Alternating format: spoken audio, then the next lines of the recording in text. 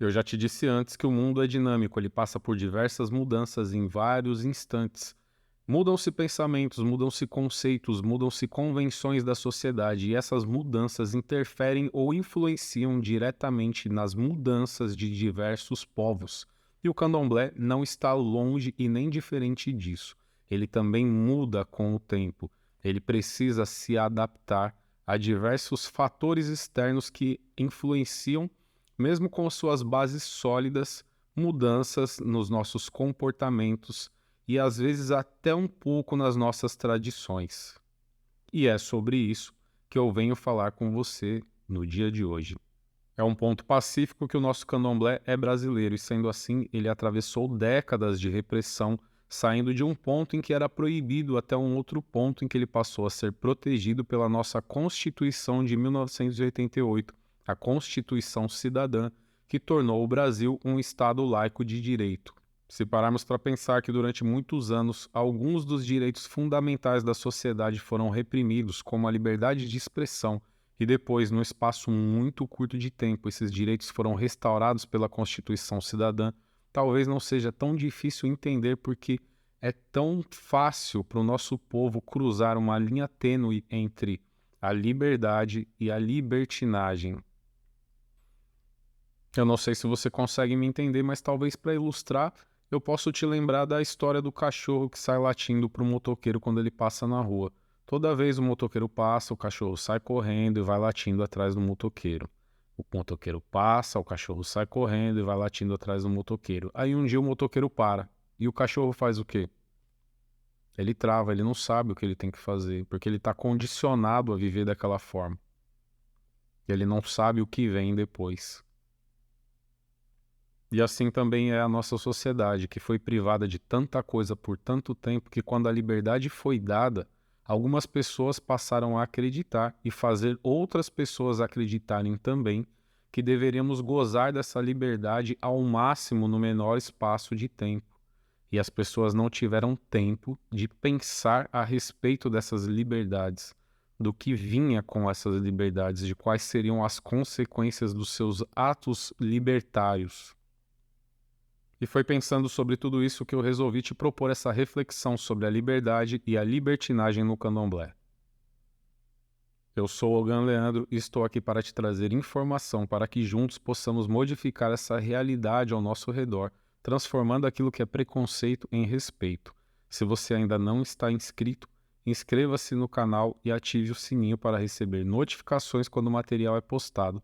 Não se esqueça também de seguir as minhas outras redes sociais, onde você pode ter contato com todo o material que eu posto diariamente e também conversar comigo de uma forma mais direta por meio de direct ou mensagens. A liberdade no papel é muito linda e eu vou ler aqui para você um conceito sobre a liberdade. A liberdade é um estado de ser em que um indivíduo possui a capacidade de autodeterminação e escolha, livre de restrições externas e opressões. É a condição em que somos livres para agir de acordo com a nossa vontade e consciência, desde que não violemos os direitos e liberdades dos outros. A liberdade implica responsabilidade pessoal e a busca por um equilíbrio entre a autonomia individual e o bem-estar coletivo. Ela transcende as fronteiras físicas e abrange a liberdade de pensamento, expressão e busca pela felicidade. Exercer a liberdade de uma forma plena no nosso país, na nossa sociedade, é algo muito difícil, porque em algum ponto da história, naquele momento em que a Constituição Cidadã foi promulgada, algumas pessoas, que eu não posso dizer se bem ou mal intencionadas, pararam e pensaram, traumatizadas com tudo aquilo que haviam passado até então, que era um momento de começar a exercer a sua liberdade sem se preocupar com o amanhã. Então elas começaram a fazer aquilo que elas queriam fazer e pregar que as outras pessoas também fizessem aquilo que desejavam, aquilo que queriam fazer e antes eram reprimidos, sem se importar com os direitos alheios e com as suas próprias obrigações. E os praticantes do candomblé fazem parte da sociedade, então, obviamente, muitas das pessoas do nosso povo também se viram num momento de confusão, porque elas não sabiam exatamente o que elas deveriam fazer com a liberdade que começou a lhes ser dada. E foi nesse momento que alguns conceitos de transformação social começaram a entrar dentro dos terreiros. E a nossa tradição começou a ser influenciada por esses conceitos sociais que começaram a trazer ideias de liberdades para dentro das casas de candomblé, para dentro das tradições do terreiro, e algumas mudanças que vinham acontecendo paulatinamente até então começaram a sofrer transformações de maneira muito mais rápida. Quando eu falo para você sobre esses dois termos, liberdade e libertinagem, eu espero que você entenda da maneira mais simples possível. Eu espero que você compreenda que, para preservar algo maior, para preservar uma tradição, eu posso sim adaptar ou mudar algo de acordo com as necessidades. O que eu não posso fazer é mudar ou adaptar algo simplesmente pelo meu capricho, pelo meu desejo, pela minha vontade. Isso é libertinagem. Aí extrapola a liberdade. A liberdade que eu tenho para alterar algo em função da necessidade. Se eu for exemplificar isso de uma forma simples, eu vou pedir a você que viaje comigo para um candomblé de 50 anos atrás aqui no Sudeste. Pais e mães de santo precisavam fazer as iniciações dos seus filhos de santo. E nós que somos iniciados sabemos que nesse ato de iniciação é necessário colocar egã. Hoje, todos nós sabemos que o Icodidê é uma pena que vem de um pássaro lá da África, um papagaio raro, e que hoje, nos dias de hoje, é muito caro ainda comprar aqui em São Paulo ou em qualquer outro estado do Brasil, porque é um material importado e não é tão fácil assim de achar. Imagina isso há 50 anos atrás. Se hoje temos essa dificuldade para comprar um Icodidê, como esses pais e mães de santo faziam para iniciar os seus filhos de santo com esse Icodidê há 50 anos atrás? Então, pela necessidade, é de se aceitar a liberdade de mudar esse Icodidê por uma pena branca, tingida ou pintada, pois muita gente foi feita assim naquela época. Não podemos cair na mentira de contar uma história falaciosa, de dizermos que não, que havia um purismo e as pessoas conseguiam encontrar esse tipo de material com facilidade, porque não conseguiam, e feliz ou infelizmente isso teve que ser adaptado por algumas pessoas, e algumas pessoas foram feitas e muito bem feitas, inclusive muitas delas estão vivas até hoje, as coisas deram certo, e não foi por causa de uma pena que foi adaptada, uma pena que foi alterada, que elas deixaram de ter as suas iniciações muito bem feitas. Agora, simplesmente trocar esse Code-ID naquela época ou hoje, simplesmente porque você quer, porque você acha mais bonito usar outro tipo de objeto, como uma folha de qualquer uma outra árvore, qualquer tipo de planta, ou qualquer outra coisa que seja alheia às tradições do candomblé, para satisfazer os seus desejos, os seus caprichos e as suas vontades, aí isso não está certo. Isso já extrapola a liberdade de você fazer uma substituição por necessidade para estar utilizando uma libertinagem para fazer algo que você simplesmente deseja. Usar o seu conhecimento com liberdade para substituir algo por necessidade é totalmente aceitável. O que não é aceitável é usar o seu conhecimento para substituir algo simplesmente pela sua vontade, pelo seu capricho. Para uma pessoa que vive um candomblé mais contemporâneo, de uns 20 anos para cá, talvez esse pequeno exemplo que eu utilizei da substituição do Icodidê seja algo totalmente absurdo. Mas se pensarmos num candomblé de 50 anos atrás, talvez não seja tão absurdo assim. E se formos mais longe, num candomblé de 100, de mais de 200 anos atrás, talvez possamos pensar um pouco sobre como aquelas pessoas faziam para poder iniciar os seus iaôs, sem a existência de um Icodidê vindo da África, ou com a dificuldade de encontrar um Icodidê vindo diretamente da África. E se pensarmos então no cuidado com alguns orixás cuja alimentação ritualística depende de animais que nem nativos do Brasil são, como será que isso acontecia há 100, 200 anos atrás? Obviamente que uma adaptação, uma mudança por necessidade foi exercida. E talvez falar sobre essas mudanças e adaptações nos aspectos litúrgicos seja o que é mais difícil para nós do candomblé, porque nós damos um valor enorme para as tradições, para a ancestralidade, ou seja, tudo que praticamos dentro da nossa religião hoje, enquanto ato litúrgico e ritualístico, é o mesmo que os nossos antepassados e ancestrais praticavam no seu tempo. É algo que veio reverberando através dos anos e nos chegou com as devidas adaptações e mudanças que foram necessárias para a sobrevivência do candomblé até os dias de hoje. E diante de toda essa reflexão, talvez fique muito mais fácil para nós que vivenciamos um candomblé de hoje pararmos e pensarmos que tudo tem um porquê e na real necessidade de nos perguntarmos quais são os porquês das coisas. O mundo realmente mudou e diante dessas mudanças surgiram grupos levantando algumas pautas para a sociedade. Algumas dessas pautas foram discutidas, tornaram-se leis, e nós do Candomblé precisamos enxergar tudo isso com clareza, até mesmo para poder definir uma forma de lidar com essas mudanças dentro da nossa tradição do Candomblé. Eu acredito que seja do conhecimento de todos que recentemente uma universidade aqui no Brasil instituiu um banheiro unissex e um homem foi flagrado lá dentro fotografando as mulheres que lá estavam. Esse homem foi preso e depois foi solto. E aqui não nos cabe discutir o aspecto jurídico de todo esse episódio, porém nos cabe fazer alguns questionamentos que foram levantados com essa situação toda. Eu não costumo dar uma opinião particular minha sobre esse tipo de assunto, mas dessa vez eu vou quebrar o protocolo e vou te dar uma opinião sobre o que eu penso a respeito do que aconteceu. E para isso eu vou narrar um fato que aconteceu comigo quando viajei para os Estados Unidos.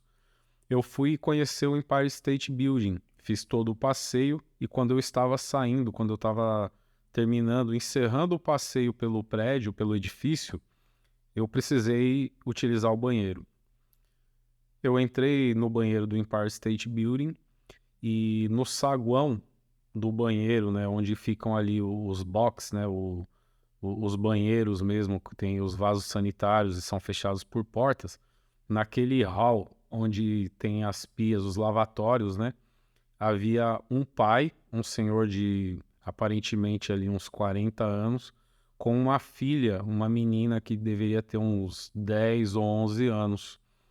Então, eu vivenciei aquela história, achei estranho porque não fazia parte então da minha cultura.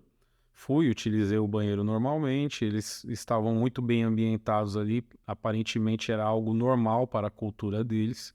O pai encaminhou a menina até o banheiro, ela utilizou o banheiro, ele também utilizou outro banheiro. Depois eles utilizaram o lavatório e foram embora como se nada diferente, nada de anormal tivesse ocorrido. Quando eu saí de lá, eu fiquei pensando sobre esse assunto. E eu cheguei à conclusão de que é necessário um banheiro unissex, né? Desde que com toda a proteção à privacidade obedecida, né? Desde que, como no caso lá, os banheiros unitários ali, né? Onde ficam os vasos sanitários, eles são todos fechados, as portas são todas fechadas, né? Então, no meu entendimento, é necessário porque, como nesse caso, era um pai que havia levado a sua filha para fazer um passeio. A menina precisava utilizar o banheiro. Como é que faz? Ele adentra o banheiro feminino e coloca a filha dele para usar o banheiro. Ele adentra o banheiro masculino, onde está destinado para homens, e os homens que estão ali vão se ver numa liberdade um pouco maior para utilizar aquele banheiro, e ele vai colocar a menina ali dentro. Ou ele pede para que uma eventual mulher que esteja passando ali no momento faça a gentileza de conduzir a filha dele ao banheiro feminino. É uma situação, no mínimo, estranha, para não dizer constrangedora, que pode ser simplesmente resolvida com um banheiro unissex. Mas para que isso ocorra, tem que haver uma mudança de comportamento, uma mudança de cultura. E é algo gradativo, não tem como a gente fazer esse tipo de mudança de uma maneira traumática, muito rápida, como algumas pessoas querem fazer aqui no Brasil. Nós precisamos investir na educação do nosso povo para mudar esse tipo de cultura, para fazer com que as pessoas entendam o porquê das coisas, entendam as consequências dos seus atos também. Então, ali dentro daquela cultura, se tornou simples. O pai entrou com a filha no banheiro que até então era unissex, encaminhou ela ao banheiro individual, se encaminhou também ao banheiro individual e a sua filha estava ali protegida e segura utilizando um banheiro onde haviam outros homens preservando a sua privacidade dentro do espaço individual daqueles banheiros. Então, eu não vejo nada de mal. Mas eu tive que parar para pensar nisso, no porquê das coisas, nas consequências. Eu tive que fazer uma reflexão um pouco mais profunda, coisa que, infelizmente, muitos de nós brasileiros não temos o hábito de fazer sobre as coisas. É mais fácil criticar, é mais fácil não aderir a uma coisa nova do que parar para pensar sobre essa coisa nova. E aí eu pergunto para você, adepto iniciado no candomblé, a sua casa, a sua roça de candomblé, ela está realmente preparada para receber e acolher todos os tipos de pessoas? Porque essa é uma bandeira que nós do candomblé levantamos, que o candomblé é um espaço de acolhimento, é um espaço onde as pessoas podem ir sem sofrer nenhum tipo de julgamento. Será que nossas casas de candomblé estão realmente preparadas e adaptadas para receber todos os tipos de pessoas indistintamente?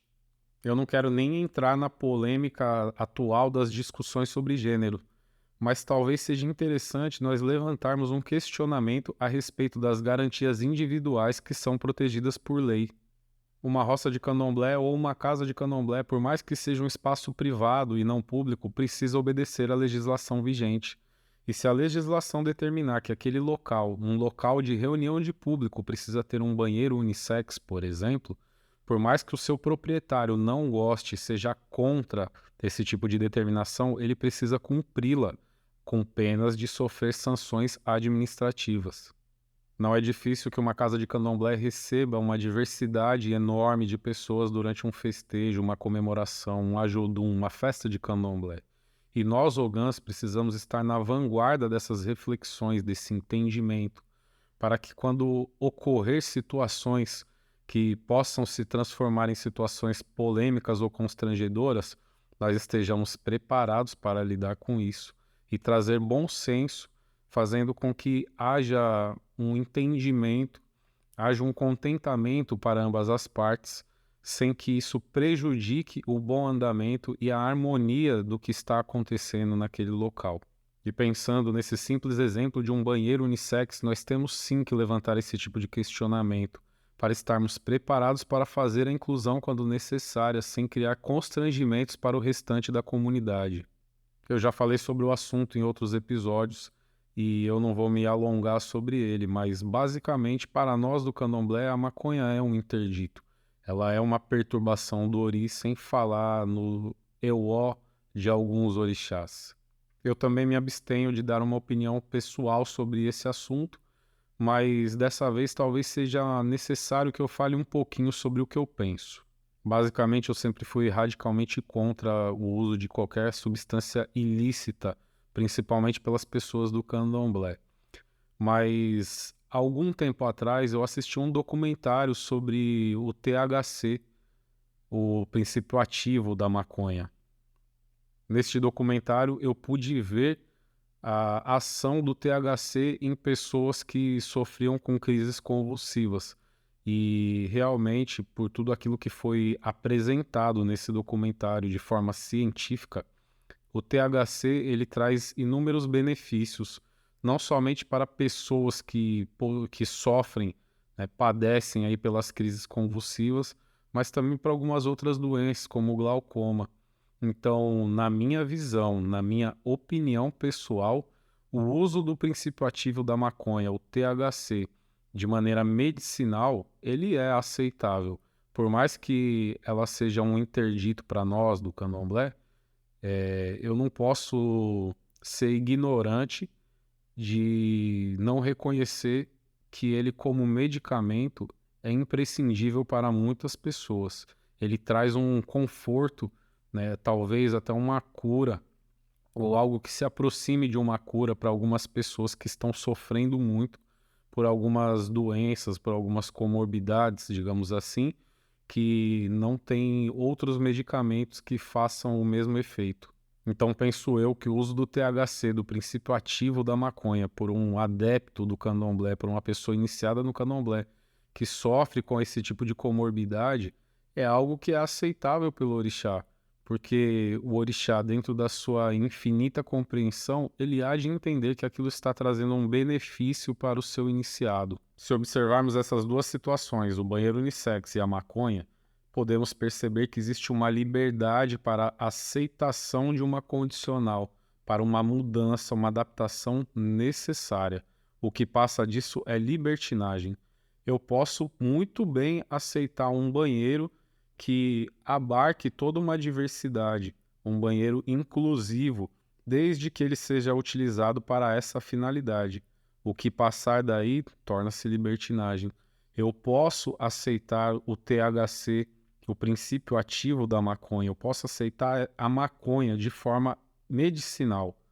Aí é uma adaptação, uma modificação que foi feita por uma necessidade. O que passa disso, o tal do uso recreativo da maconha, já tornou-se libertinagem. Aí já não pode ser aceito, infelizmente ou felizmente, pelo candomblé. E esse assunto sobre a linha tênue entre a liberdade e a libertinagem é polêmico. É um assunto difícil de ser discutido, mas a reflexão é necessária. É preciso fazer uma abordagem. Fatalmente há pessoas que pensam diferente de mim, há pessoas que pensam até de uma maneira contrária, e todas elas precisam ser respeitadas. É preciso ter uma atenção muito grande sobre esse assunto. E todas as questões precisam ser feitas, desde que sejam feitas de uma maneira respeitosa e com coerência, porque só pensando de uma maneira mais homogênea entre nós do candomblé principalmente, é que vamos poder nos aperfeiçoar e lidar com as questões futuras que sejam apresentadas à nossa sociedade particular. E este foi o nosso episódio de hoje e eu espero que você tenha gostado. Espero também que ele tenha te trazido novas reflexões para que você faça novos questionamentos. Não esqueça de trazer para mim as suas dúvidas, críticas e sugestões. Deixe aqui nos comentários. Se você ainda não está inscrito, inscreva-se agora e ative o sininho para receber notificações do material quando ele é postado. Siga também as minhas outras redes sociais, onde eu publico material diariamente e você pode conversar comigo de uma forma mais direta. Foi um prazer enorme estar aqui com você hoje. Te aguardo na próxima quarta-feira, às 21 horas. Um forte abraço. Jack Aló.